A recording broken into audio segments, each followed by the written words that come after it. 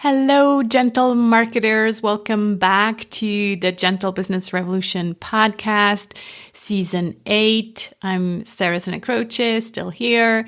And this is another special series with non-edited raw conversations that I'll be posting on Wednesdays this month. The regular podcast episodes are still happening on Fridays, and that's where you get the lovely intro music and all the bells and whistles.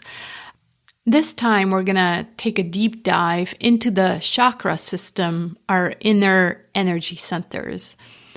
I always refer to entrepreneurship as a dance between doing and being. And if you agree with that, I think you'll really find these conversations as fascinating as I do. I brought on my previous coach and mentor, Lisa Peterson, again, and she's really the expert in all things chakra and how it relates to money making in business. She was on the podcast before on episode 47 in a 2-part series where we discussed her recent book called The Mindful Millionaire. In part 2 of that episode, she took my listeners through her 8-step I Prosper method in order to help people heal their money story. And since then, she now also created a business diagnostic map based on I Prosper to help people uncover where their energy might be blocked when it comes to business building.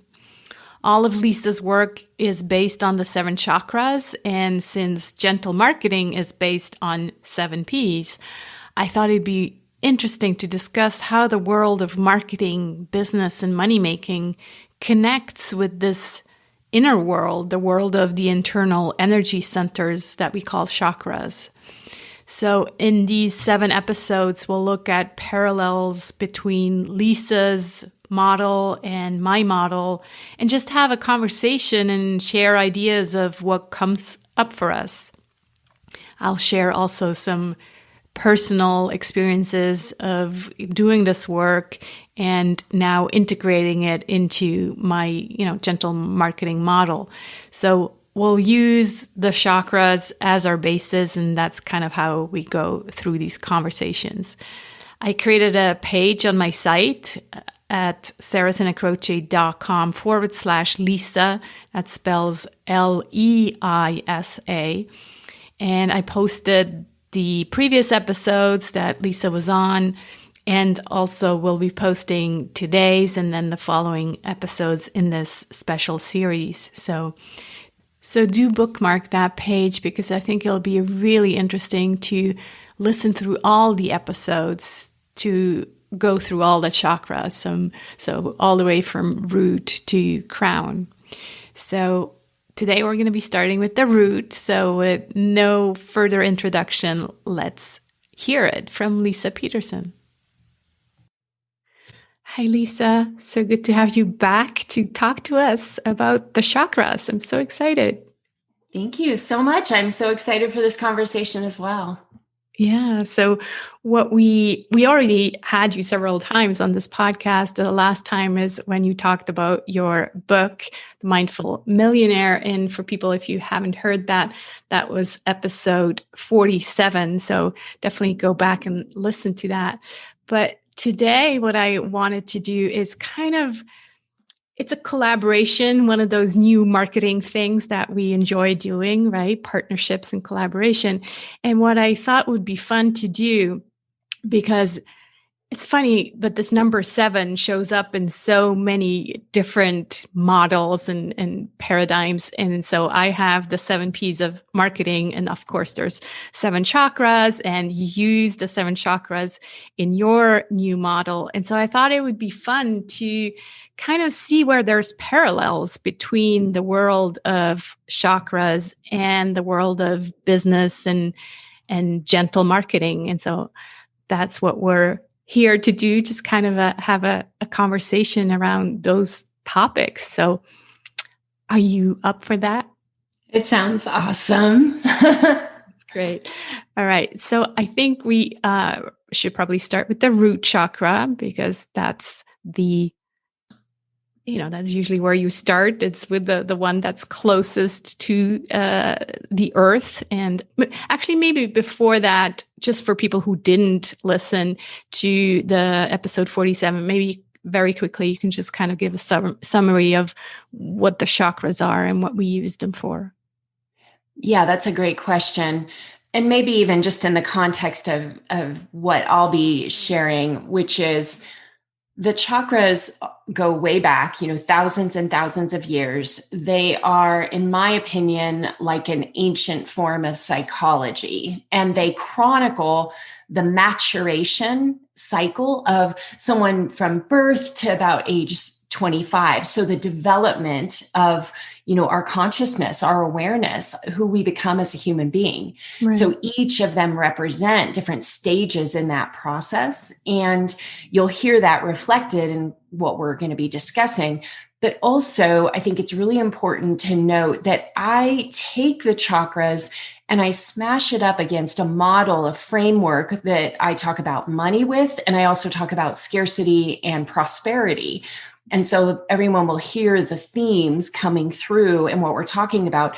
But the way that I like to explain it just really simply is, I'm a finance geek. I have worked in money for, over 25 years. And what I came to see was when we are dealing with money, we have charts, we have data, we have all this stuff that helps us figure out what's going on in the economy, what is working, what's in flow, and what doesn't work. And what I do with the chakras is, instead of it being focused on the external world, we're looking at what's happening inside of us so that we could have some way of knowing, where is the energy flowing? Is it flowing at all? Is it blocked? And that's what I have created in the framework. Right. And so your Mindful Millionaire book is where you talk about this, with regards to money and money making and our money story.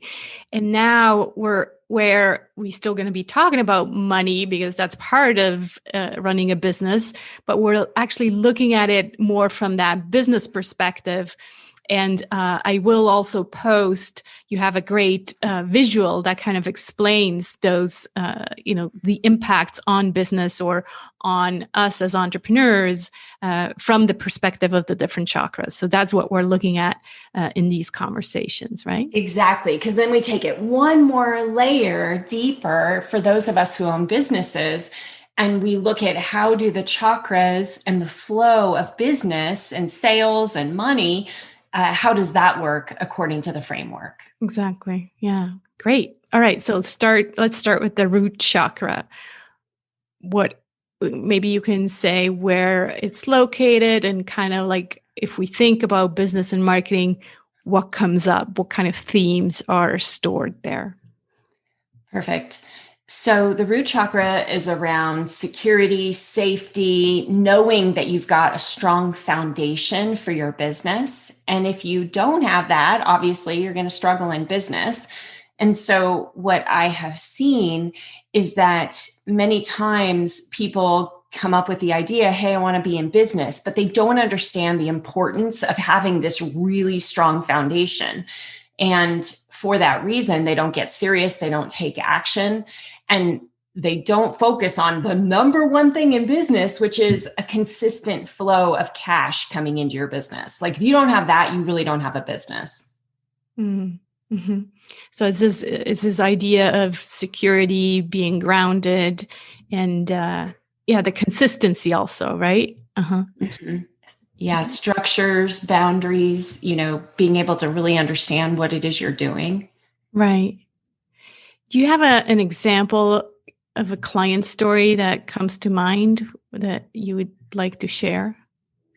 I think this is a really common situation, especially with the folks that I often serve, where they have excitement about being in business, but they don't understand the importance of figuring out how to have money coming in on a regular basis. Like, we look at Amazon and we think, of course, Amazon can't be in business if they don't have sales happening all the time. But when people go into business, sometimes they don't spend enough time thinking about, like, how am I going to be consistent? So one example would be, a coach that relies completely on referral business, and yet there isn't a regular system that's been built to create a referral network. So they know they want referrals. They don't do a lot of external marketing, but then they don't know how they're going to get their next deal. So there's not a lot of thought behind who comes next and then who comes after them. It's kind of the stability is not there, right? This, maybe also system. I heard you say the word system, and I think that makes me definitely think of root, right? System is kind of this like very rooted, very pragmatic, kind of practical thinking idea.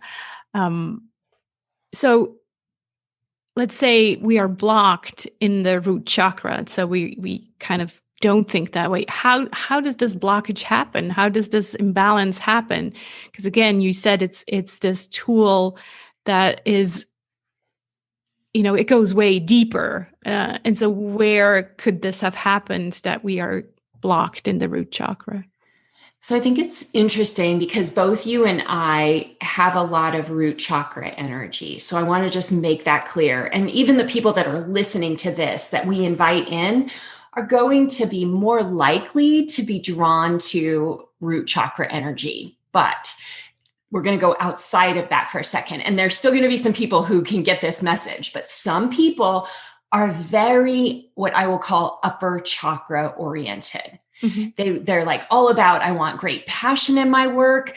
I'm going to meditate. It's all going to just magically appear when I've got positive thoughts. Then everything's going to come in and work out the way I want.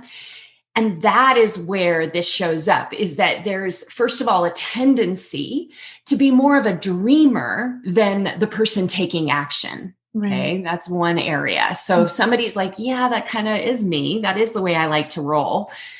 The reason that happens, I mean, there's lots of reasons. One is some of us are just born that way, where we will stay in the clouds all day long, and it's hard for us to get grounded.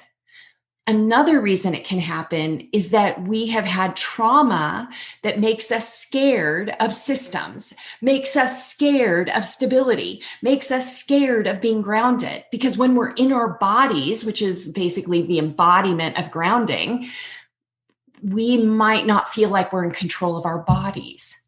This is probably way further than you want me to go, but I'll just say people who have been physically abused and their body doesn't take care of them because way back, whether it's sexual abuse, physical abuse, or even the fear that there might be physical abuse. Like we could have parents that never spanked us, but they threatened to spank us. I mean, that could be as simple as something like that, where it causes us to be afraid to be in a fully embodied experience when we get older.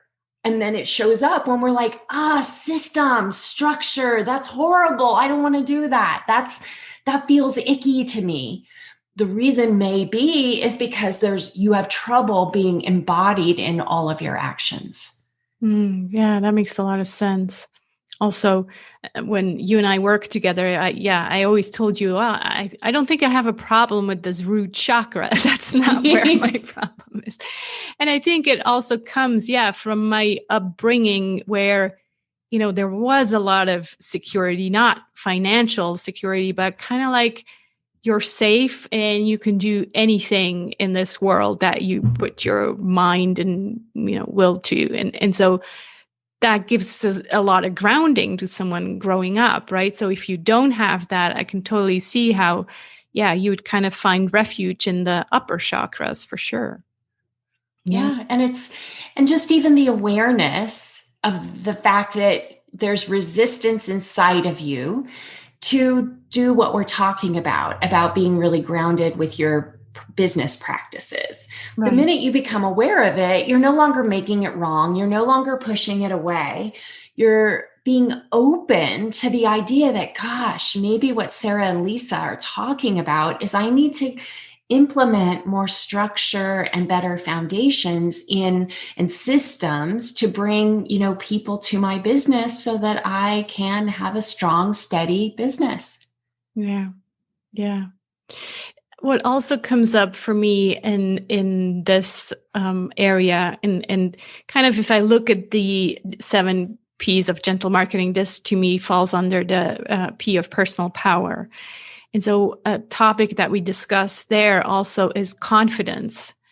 And to me, that kind of also goes into this root chakra. It goes into maybe other ones as well, thinking of the solar plexus. But it definitely also comes, when you're grounded and you're steady and you're just still and firm, then you're much more confident. Or sometimes I even say you come over as more confident, right?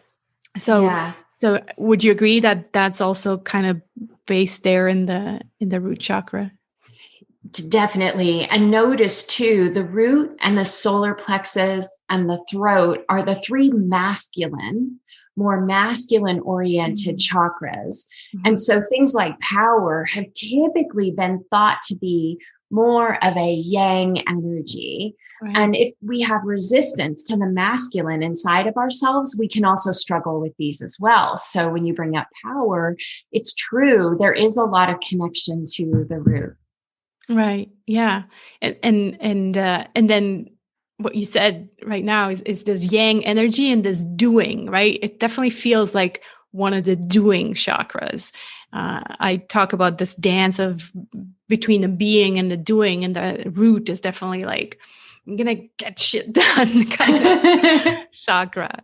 Yeah. So, another one that's probably also down here, because we talked about safety and security, is what I talk about, the P of pricing. So pricing, money, all of that, the kind of the money fears are also, I would say, rooted down there, right? Yeah, because you've got to do some soul searching about why are you in business? How do you make sure that you have a profitable business? How do you make sure that the structure of your business is going to support itself? And, I love this because we'll get into a little nuance with pricing. Let's say that you create a business that you want to have above average pricing. And quite frankly, everyone should be thinking that way. Like, you do not want to ever be a small business trying to be the cheapest in the pack. Like, that is going to lead to ultimately your business failing. You are going to put yourself into your business. Immediately, that means that you are fully showing up, and you're a more bespoke solution than, I'm going to solve everybody's problems and I'm going to be the low cost leader. So pricing, when we create a structure in our business that comes out of the gate confident and saying, what I have to offer is valuable, then we start looking at how do we create pricing structures and systems that support the pricing structures that we want to implement. Does that make sense? Yeah, no, totally. I mean, pricing to me comes all back to confidence and how confident you are and how much you believe in the value that you deliver, and therefore how much you think that you're enough. And so if that root chakra is unbalanced, then mostly likely you come to your business already thinking you're not enough, you're, not valuable, what you do, everybody else is doing better. And so, that impacts the pricing, which then impacts the marketing. It's all so related. It's crazy. I love it. Yeah. And pricing is a big deal. And if you're not pricing properly, you're not going to have a steady stream of income coming in. And by the way, when we use pricing as a big part of our overall structure of what we've created in our business, like we really place it as an important part of the business, I think we think at a much higher level than when we kind of push that off and we don't pay attention to it. So I love that you've included it, in your process, and keep people thinking about pricing all the time, because I've had several situations, I don't know about you, where I thought the price for something was, let's say $1,000. And all it took was one coach coming in and saying, why? Like, why are you going to give all that away? We're talking, this should be $5,000 or $6,000. And in one 20-minute conversation, it was like, mind blown. You're right. This is not that the same exact product was going to be offered, but it was like, I could offer it in either place. And which one did I feel like I wanted to offer it at? And it was like, yeah, this is a $7,000 product, not a $1,000 product. And I don't know if people understand, but that is the kind of world that we're in these days. It depends on who you want to show up as and what it is that you want to be providing. And price often leads to more impact because people, when they make a bigger investment in something, they take it more seriously. Right. Yeah. What I also talk about is fair pricing and gentle pricing. So while I agree, to have these higher offers, I also then, and you mentioned that before, you have to have a system where you can then also offer a lower priced offer that, suits people who don't have the 5K. And so that's where the system comes in. You have an online course or you have a group workshop or, and it's always nice and gentle to have different offers, different solutions for different budgets and just resources. And so I think they go together. Again, it's like, yes, have the higher priced offer. Of course, always, as long as it's really delivering that value. We know, both of us know that there's people out there who are kind of in this competition of seeing how far can I go? How much can I charge and get away with it without actually delivering the value? So that's not what we're saying here, is delivering the value, but again, having a lower priced option for, people who can't afford the higher priced option.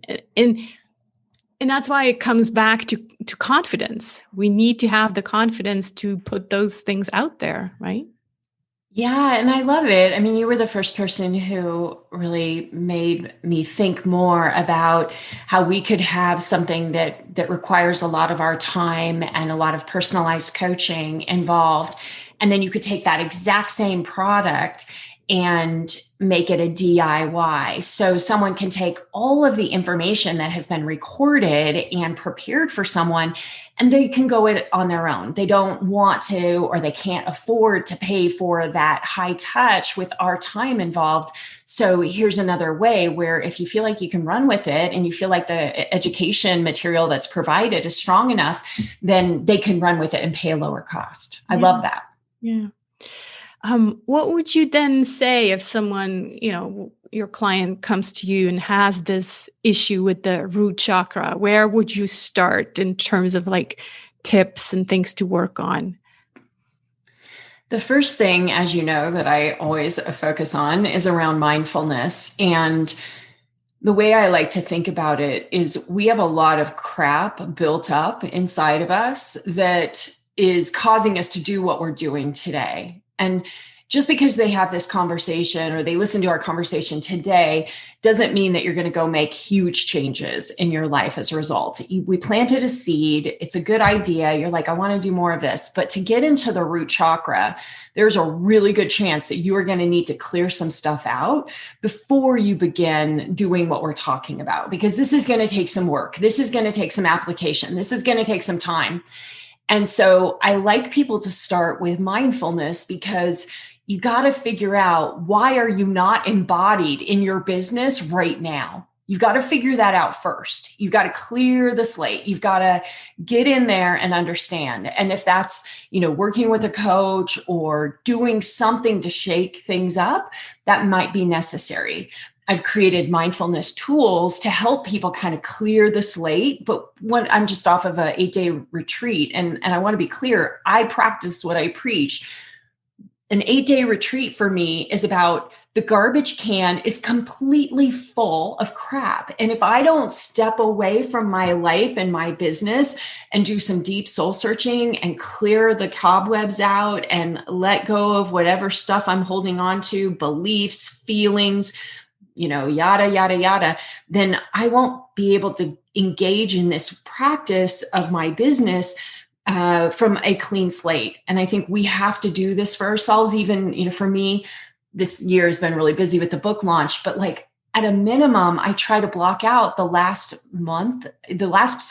week of every month so that I do have time to do this kind of thing. But each person has to find a way. Maybe it's one day in nature. Maybe you go to a hotel and you just sit in quiet space. There's lots of ways you can do it, but you got to get embodied. And typically that means to get embodied, we got to let go of some stuff. And clear our minds, clear our hearts, clear the root chakra, and then we will be more energized to move forward. Yeah, basically the whole chakra system works when the energy flows, right? And so when there's stagnant energy, as we're talking right now in the root chakra, then it can't flow to the other chakras. And so that's why we need to, pay attention, become aware.